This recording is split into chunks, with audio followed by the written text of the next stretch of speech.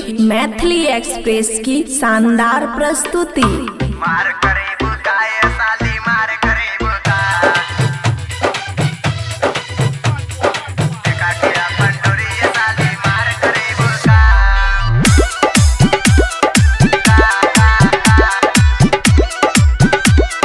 मार करे बुका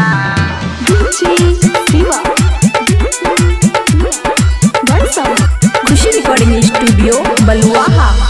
सुना साली हमर बाते छोड़ के जेबू हमर हाथे सुना साली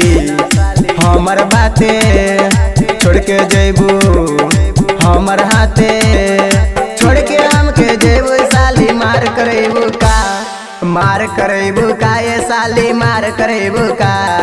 देखा के अपन डोरी ये साली मार करेबू का मार करेबू का ये साली मार करेबू का देखा के अपन डोरी ये साली मार करेबू का मार करेबू का मार करेबू का डीजे सनी खुशी रिकॉर्डिंग स्टूडियो बलुआहा। सुना साली हमारा बाते साली न छोड़ के जाता हूँ हाथे साली सुना साली हमारा बाते साली न छोड़ के जाता हूँ हाथे साली सुना साली हमर बाते तो साली नहीं छोड़ के जाता हूँ हाथे साली छोड़ के हमके जैबू साली मार करेबू का मार करेबू का ये साली मार करेबू का देखा के अपन डोरी ये साली मार करेबू का मार करेबू का ये साली मार करेबू का देखा के अपन डोरी ये साली मार करेबू का मार करेबू का मार करेबू का खुशी रिकॉर्डिंग स्टूडियो बलुआहा। राइटर मुकेश सादा शर्मा रंजित बिहारी देखो इच्छा तोरा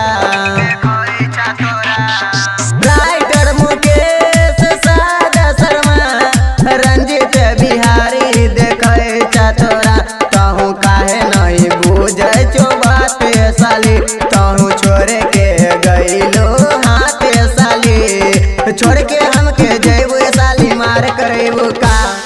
मार करेबू का ये साली मार करेबू का देखा के अपन डोरी ये साली मार करेबू का मार करेबू का ये साली मार करेबू का देखा के अपन डोरी ये साली मार करेबू का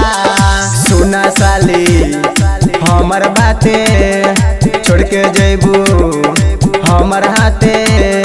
छोड़ के हमके जैबू साली मार करेबू का मार करेबू का ये साली मार करेबू का देखा के अपन डोरी ये साली मार करेबू का मार करेबू का ये साली मार करेबू का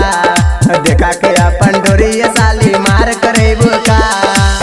खुशी रिकॉर्डिंग स्टूडियो बलुआहा।